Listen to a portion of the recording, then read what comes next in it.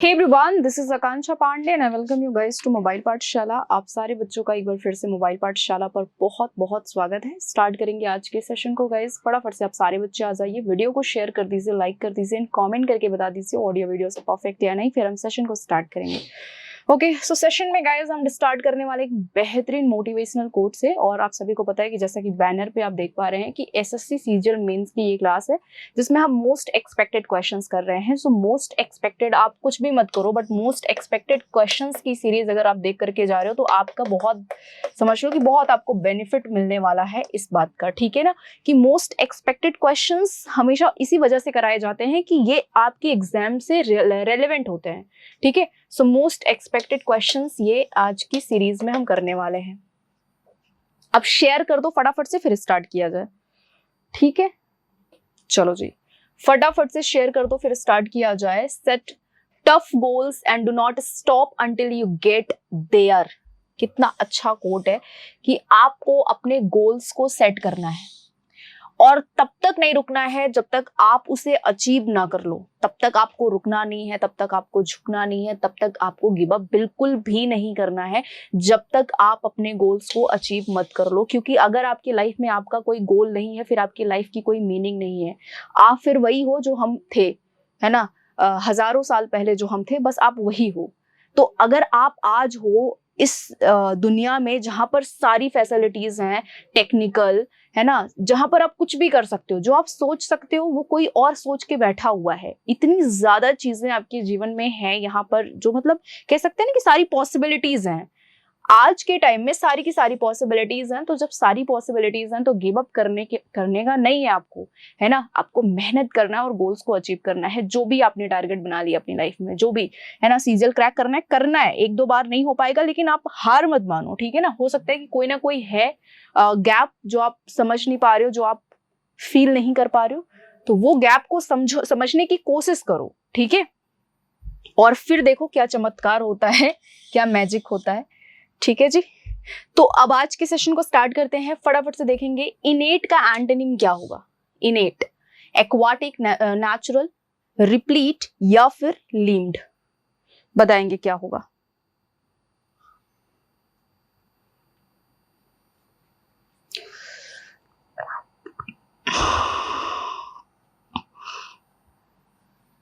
चलिए, सो इनेट की मीनिंग क्या होती है। इनेट की मीनिंग होती है इनबॉर्न, यानी कि जो पैदाइशी है।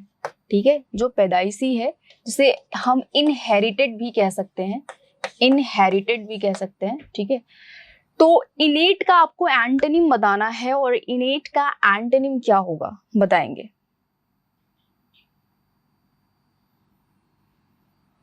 ये लिम्ड नहीं है, ये लर्नड है। ठीक है, सो एक्वाटिक मीन्स क्या होता है, इन वाटर। ठीक है, नेचुरल, जो नेचुरल है, जो प्राकृतिक है। रिप्लीट मीन्स होता है डिस्ट्रॉय होना, है ना, डिस्ट्रॉय होना, डिप्लीट होना, डिप्लीट होना, धीरे धीरे खत्म होना, उसके लिए हम यूज करते हैं रिप्लीट। तो आंसर गाइज यहाँ डी ऑप्शन हो जाएगा, लर्न हो जाएगा। इनेट का मतलब होता है जो पैदाइशी है, और लर्न आप जो सीखते हो, है ना, बड़े होने के बाद जो आप सीखते हो। So your correct option is D option here. Question number second में यू हैव टू, ओके, तो ये सेंटेंस है ना। ओके, मैं यहाँ पर थोड़ा सा इसको ये सेंटेंस को अच्छे से डिस्क्राइब कर दूं, उसके बाद आपको अटेम्प्ट करना है। Describe how you will tell your teacher that the windmill is being built by master Yadav in active voice. So the windmill is being built by master Yadav. ये पूरा जो सेंटेंस है यहां तक है। मैं इसको एक बार लिख देती हूँ जिससे कोई कंफ्यूजन ना रहे। The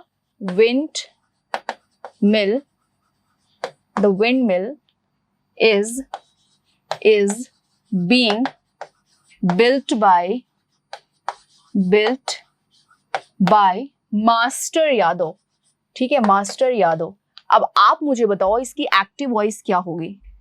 come on everyone, do share the video as much as you can, come on, और आंसर भी करेंगे आप साथ में। ठीक है ना, चलो the windmill is being built by master Yadav.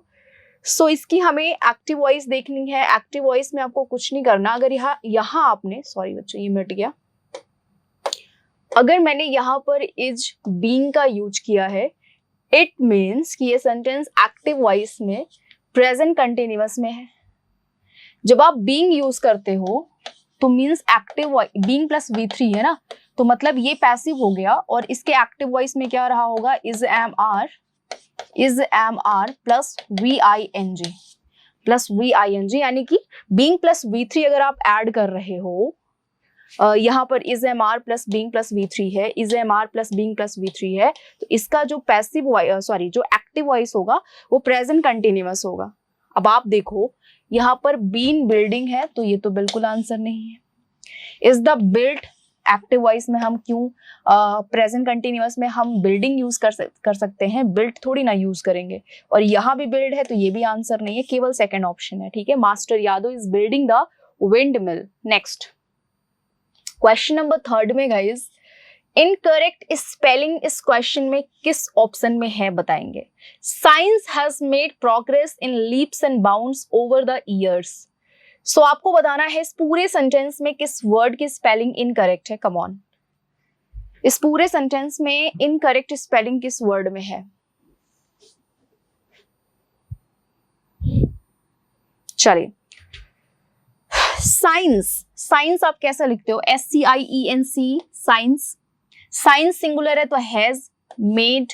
Progress की स्पेलिंग क्या यही होती है, आप मुझे बता देना।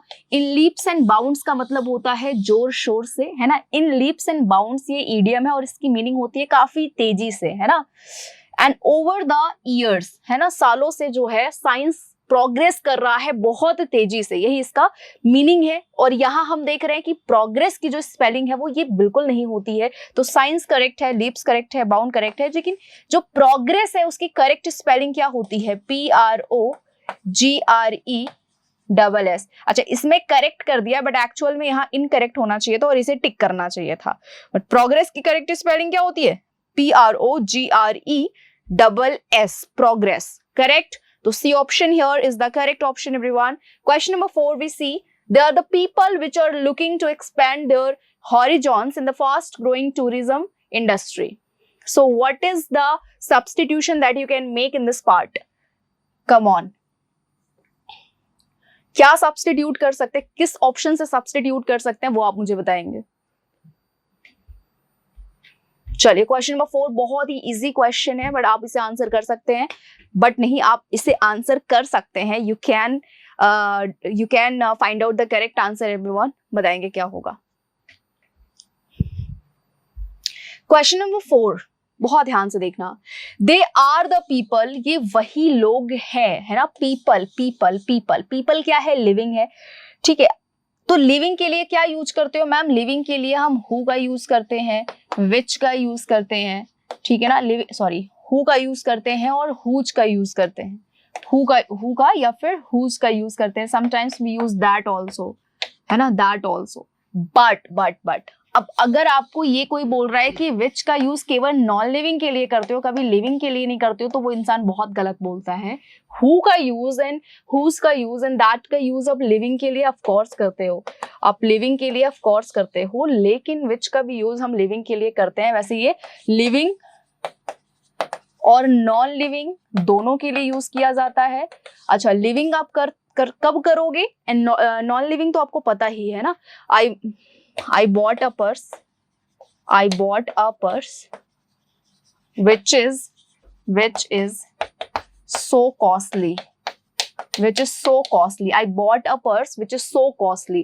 So which हमने किसके लिए यहाँ यूज किया, पर्स के लिए। पर्स नॉन लिविंग है, तो हमें पता है कि which का यूज हम नॉन लिविंग के लिए करते हैं, बट लिविंग के लिए किस केस में करेंगे, जब हमारा सेंस क्या होगा, सिलेक्शन का होगा। For example, if I say that who is your father, which is your father in the crowd।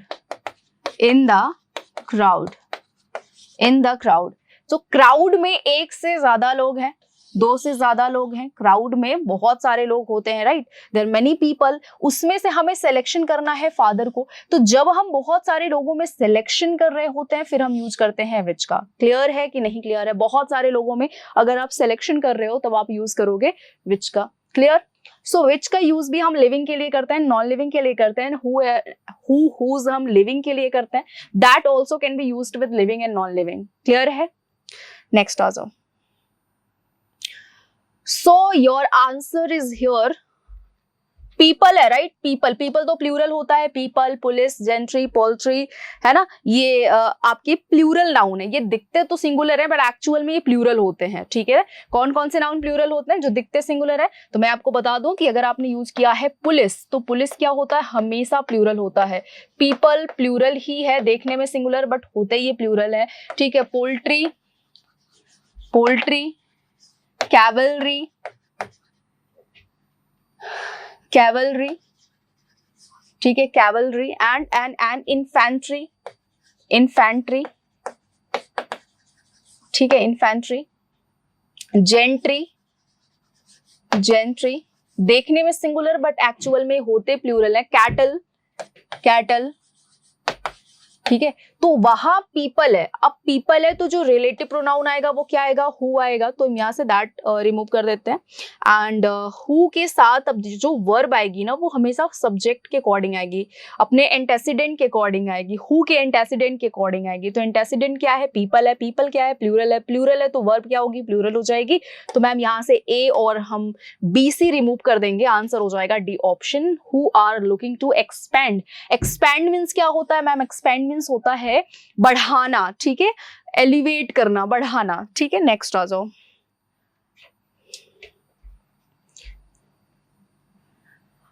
Is he not driving a car, passive voice क्या होगा इसका? Is he not driving a car, is he not driving a car.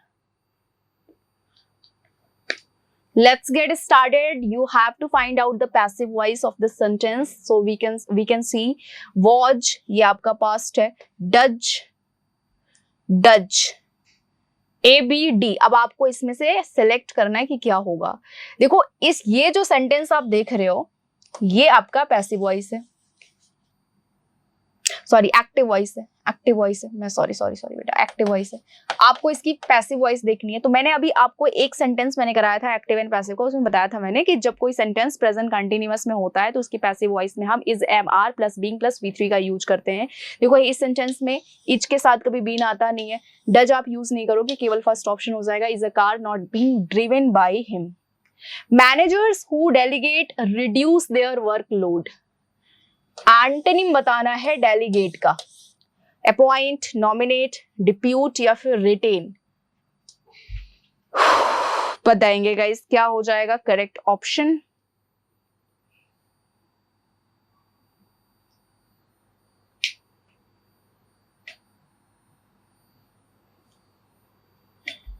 चलो, so managers, manager who delegate reduce their. Delegate की meaning पहले बताओ क्या होती है भाई? डेलीगेट की मीनिंग होती है रिप्रेजेंटेटिव, रिप्रेजेंटेटिव, ठीक है जी। डेलीगेट की मीनिंग क्या होती है? रिप्रेजेंटेटिव। तो इसका जो एंटोनिम हो जाएगा वो क्या हो जाएगा? नॉट नॉमिनेट, नॉट अपॉइंट, है ना। और यहाँ देखो डिप्यूट एंड रिटेन, दो ऑप्शंस मैंने आपके लिए छोड़ रखे हैं। आपको मैं टाइम भी दे रही हूँ 30 सेकेंड्स, बता दो फटाफट से कि दोनों में से कौन सा ऑप्शन आपका करेक्ट है। कम ऑन, बताएंगे।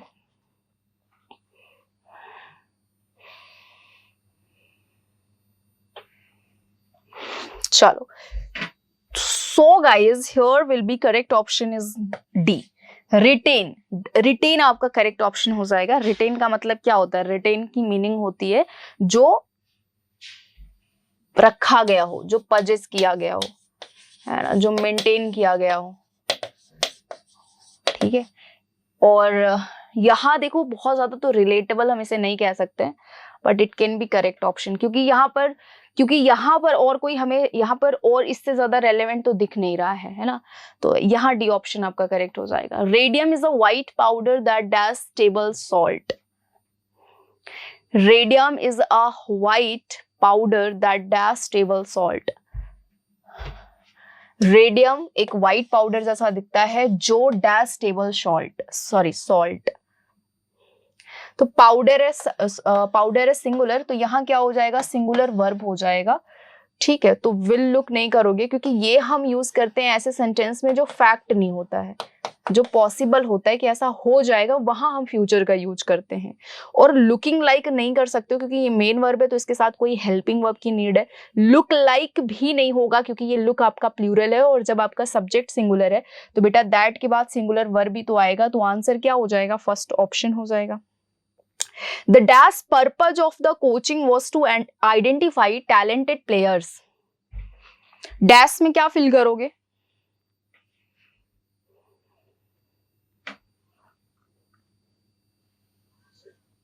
डैश में क्या फिल करोगे, the dash purpose of the coaching was to identify the talented players. Mean purpose, mean means होता है मध्य, ठीक है। माइन मीन्स क्या होता है, मेरा ये पॉजेसिव एडजेक्टिव है। मेन प्रोनाउन है। मेन कोई वर्ड नहीं होता है, आंसर मेन हो जाएगा। मेन यानी मुख्य, तो मुख्य की जो स्पेलिंग होती है वो MAIN होती है, मुख्य है ना, मुख्य। तो आंसर यहाँ करेक्ट आपका डी ऑप्शन हो जाएगा।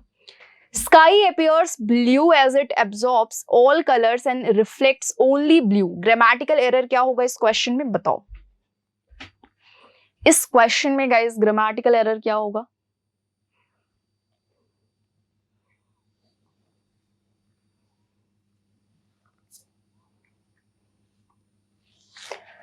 स्काई एपियर्स, देखो स्काई नहीं होगा, द स्काई होगा, ठीक है जी। तो आंसर यहां हो जाएगा सेकेंड ऑप्शन। नेक्स्ट आ जाओ, नेक्स्ट आएंगे। और देखो एज इट यहां पर क्या कर रहा है, ये कंजंक्शन है and it is here for because. यहां पर एज का जो सेंस है वो बिकॉज का है, क्योंकि बिकॉज भी कंजंक्शन है, तो बिकॉज को रिप्लेस करके you can also use as. तो एज यहां पर आपका कंजंक्शन है, और इसके बाद हमने एक दूसरा सेंटेंस स्टार्ट किया जिसका सब्जेक्ट इट है। इट के साथ जब भी कोई फैक्चुअल सेंटेंस आप यूज करोगे तो प्रेजेंट इंडेफिनिट आप यूज करोगे, और इट के साथ जो भी वर्ब आती है वो हमेशा सिंगुलर फॉर्म में यूज की जाती है।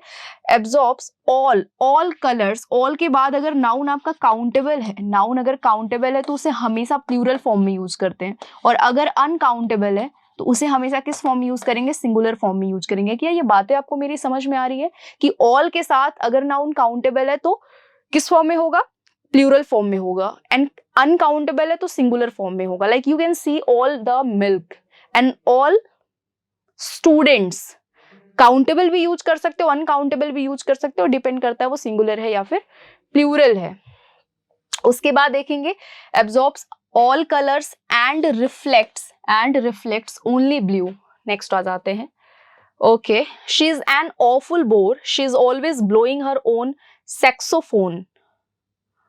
चलो जी, इस ईडियम की मीनिंग क्या हो जाएगी, यहाँ पर इस ईडियम की मीनिंग क्या हो जाएगी, फ्लूट, लायर, ट्रम्पेट या फिर वायलिन। जो अपनी ही बड़ाई हर तारीफ, मतलब बड़ाई तारीफ एक ही चीज होती है, जो अपनी ही तारीफ करे हर बार, है ना, अपने ही गुणगान गाए, तो भाई उसे हम क्या कहते हैं, जो केवल अपनी ही तारीफ किए जाए, उस पर्सन को हम क्या बोलेंगे, ब्लोइंग योर ओन ट्रम्पेट, है ना, ब्लोइंग वंस ट्रम्पेट, यानी कि अपनी ही तारीफ करने को हम ट्रम्पेट, ब्लोइंग वंस ट्रम्पेट बोलते हैं, है ना, अपनी ही तारीफ करने को ब्लो वंस ट्रम्पेट कहते हैं। ठीक है, ये ईडियम है, और इस ईडियम की मीनिंग होती है प्रेज वन सेल्फ, खुद को ही जो है खुद की ही तारीफ करना। क्वेश्चन नंबर 11 में guys, blow something out of all proportion. तो आपको बताना है इस ईडियम की मीनिंग क्या होगी, इस ईडियम की मीनिंग क्या होगी, बताइए। इस ईडियम की मीनिंग क्या होगी, चलिए आंसर करेंगे।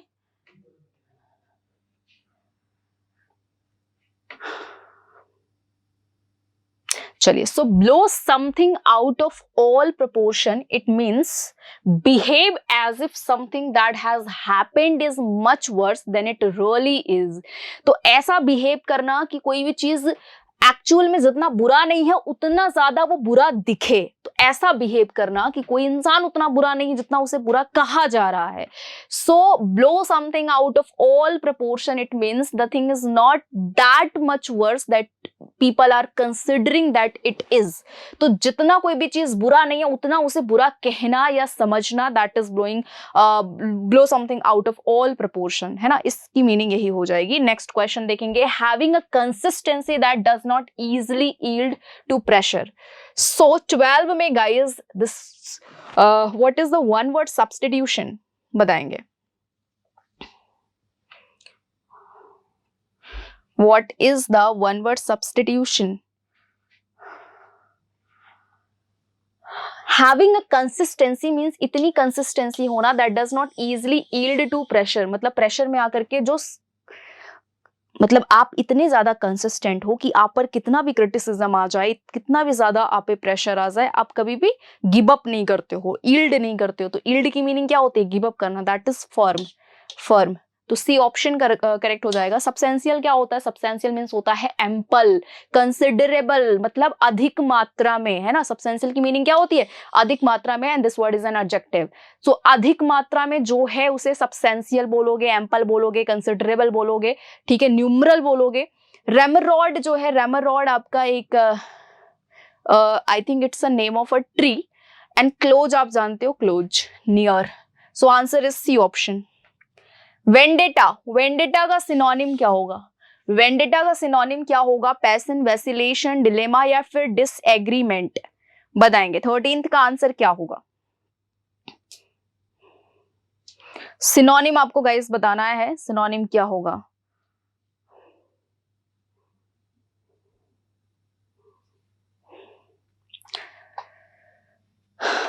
सो वेंडेटा मीन्स क्या होता है? वेंडेटा मीन्स होता है ग्रज. ग्रज, ठीक है, ग्रज. रिवेंज यानी कि नफरत, ठीक है जी, नफरत होना. तो यहां अब देखो पैशन मीन्स क्या होता है? पैशन मीन्स होता है डिजायर, इच्छा, एम्बिशन, है ना. वैसिलेशन मीन्स क्या होता है? वैसिलेशन मीन्स होता है फ्लैक्चुएशन, यानी कि हिलना डुलना, फ्लैक्चुएशन, ठीक है जी. डिलेमा मीन्स क्या होता है? डिलेमा मीन्स होता है कंफ्यूजन, है ना, परप्लेक्सिटी, है ना, बैफलनेस, ठीक है.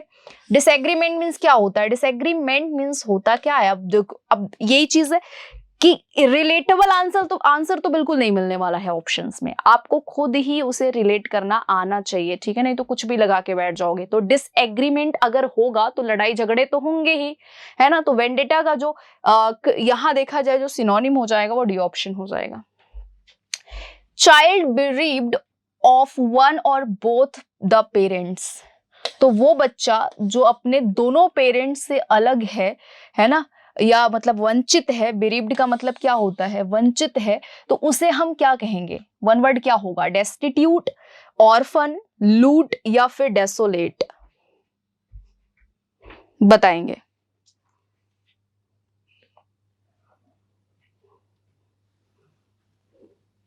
बेटा यहाँ पर डेस्टिट्यूट की मीनिंग भी तो होती है ना. डेस्टिट्यूट की मीनिंग मतलब क्या होता है?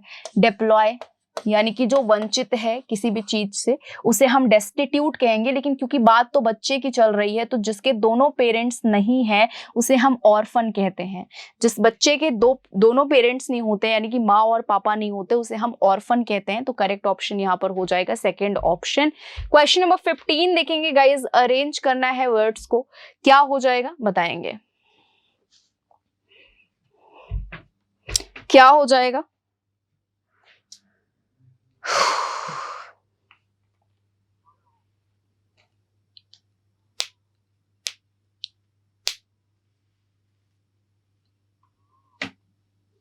चलिए.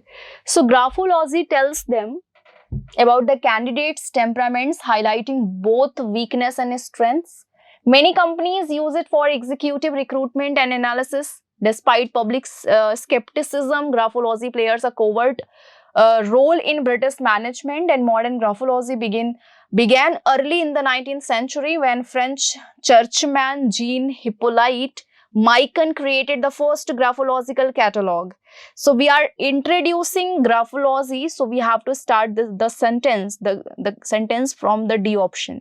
तो D option से start करने के बाद हमें ग्राफोलॉजी के बारे में ये जानकारी मिल रही है कि इसको स्टार्ट करने वाले कौन थे, तो कौन स्टार्ट किया, कैसे स्टार्ट हुआ, क्यों स्टार्ट हुआ, इसकी जानकारी जब जिस सेंटेंस में दी गई है उसी सेंटेंस से हम स्टार्ट करेंगे, क्योंकि इसे ही हम कहेंगे इंडिपेंडेंट, जो इसके बारे में बिल्कुल इंडिपेंडेंट है और इसकी इंफॉर्मेशन दे रहा है, किसकी, ग्राफोलॉजी की, जिसकी बात हम यहाँ पर पूरे ऑप्शंस में कर रहे हैं, ए में कर रहे हैं, बी में कर रहे हैं, सी में कर रहे हैं। ठीक है जी, तो आंसर गाइज हमारा देखो डी ऑप्शन से स्टार्ट करने पर हमें मिल जाता है यहाँ पर बहुत ही इजीली कि हमारा आंसर डी ऑप्शन से ही शुरू होगा, और डी के बाद क्या आ जाएगा, सी ऑप्शन आ जाएगा, and then B and then A. ऐसे अगर मिल जाता है आंसर तो फिर तो बहुत अच्छी बात है कि एक आपको बस ये फाइंड आउट करना है कि कौन सा इंडिपेंडेंट है और जिसके बारे में बात चल रही है उसे इंट्रोड्यूस करने वाला सेंटेंस हमारा कौन सा है। बस इतना अगर फाइंड आउट कर लेते हो तो इस तरह के क्वेश्चंस बहुत आसानी से सॉल्व हो जाएंगे। ये बस समझ लो कि भाई जिसके बारे में बात चल रही है उसे शुरू करने वाला उसका स्टार्टिंग पॉइंट किस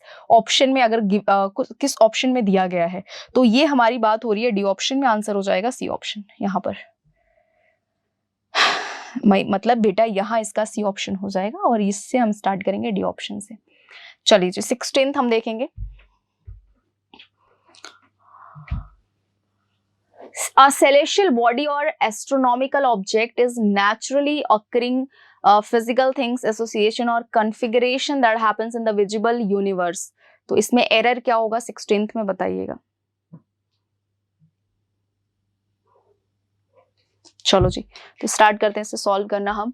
अ सेलेशियल बॉडी और astronomical object is naturally occurring physical thing association और कन्फिगरेशन। और देखो, और हमेशा ना दो सेम नाउन्स को या दो सेम पार्ट्स ऑफ स्पीचेस को कनेक्ट करता है, that happens in the visible universe. Your answer is no error here. Incredible का सिनोनिम क्या होगा, इनक्रेडिबल, चलो बता दो फटाफट से। इनक्रेडिबल, अविश्वसनीय, जिस पर विश्वास ना हो, अविश्वसनीय, जिस पर आसानी से विश्वास ना हो उसे हम इनक्रेडिबल कहते हैं। तो आंसर देखो, रीजनेबल मीन्स होता है तार्किक, रियलिस्टिक मीन्स होता है वास्तविक, अनअचीवेबल मीन्स होता है जिसे अचीव ना किया जा सके, which can not be achieved. Your answer is C option, unbelievable. ठीक है जी, सी ऑप्शन हो जाता है next. Most of the things in life are transient, antonym क्या होगा इसका, most of the things in life are transient. Transient का एंटोनिम क्या होगा, देखो ट्रांजिएंट की मीनिंग होती है मोमेंटरी यानी कि क्षणिक। तो जो चीजें क्षणिक हैं, जो चीजें क्षणिक हैं, इनका एंटोनिम क्या हो जाएगा, फ्लीटिंग। तो इसका सिनोनिम है। फ्लीटिंग मीन्स क्या होता है, फ्लीटिंग मीन्स होता है जो क्षणिक हो। मोमेंटरी भी हो जाएगा, क्या हो जाएगा, मोमेंटरी भी हो जाएगा। ठीक है भाई, परमानेंट आंसर हो जाता है, परमानेंट है ना, क्षणिक, और इसका एंटोनिम परमानेंट हो जाएगा।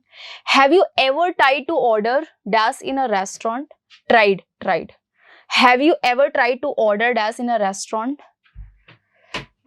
बताओ आंसर क्या होगा 19th का। कैबेज की स्पेलिंग क्या होती है, कैबेज की स्पेलिंग होती है मैम CABBE, कैबेज। तो आंसर यहाँ सेकेंड ऑप्शन होगा, बाकी सारे ऑप्शंस आपके रॉन्ग हैं। क्वेश्चन नंबर 20 देखेंगे और इसका बताएंगे कि क्या होगा करेक्ट ऑर्डर। चलिए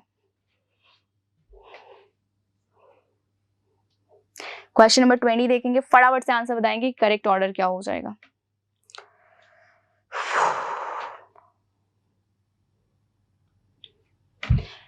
QPU, a type of knotted rope employed by the Incas of South America, served as a memory aid. Different colors were used to tie the strings. Yellow represented money while red stood for battle or warriors. Do you realize that 5 yellow knots represented 5 gold coins? So, what is the correct order of this question? Now you can see different colors say you can't start. Yellow represented money. We are talking about colors, okay, right? So we will not start the sentence with C option because क्या चीज की बात चल रही है, that is not given in the C option. Let's look over the D option. Do you realize that 5 yellow knots, which knot we are talking about? So we have understood in the first part, QPU a type of knotted rope. तो यहाँ पर QPU की बात चल रही है, तो A option से हम स्टार्ट करेंगे. A से स्टार्ट करने पर देखते हैं कि केवल 2 ही ऑप्शन A से स्टार्ट किया गया. A के बाद D नहीं आएगा बेटा.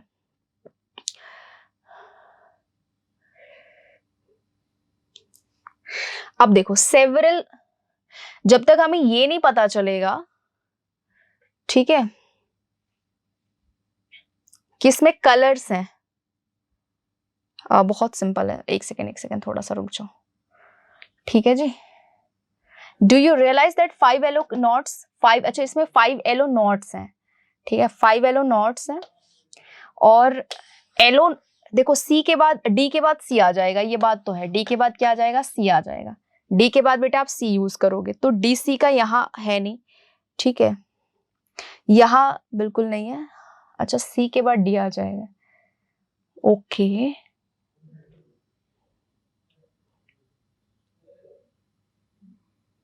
ठीक है, तो यहाँ सी के बाद डी का ही कॉम्बिनेशन होगा. सॉरी, मैंने उस चीज देखा नहीं ठीक से.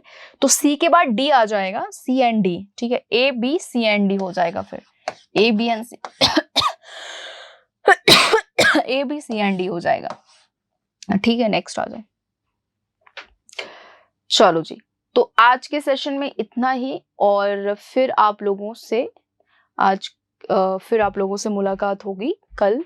एंड सेशन को खूब सारा शेयर करो, लाइक करो, एंड कमेंट करके ज़रूर बताओ कैसा लगा. और फिर मिलते हैं आप लोगों से नेक्स्ट सेशन में. Thank you so much. Bye bye. Take care everyone.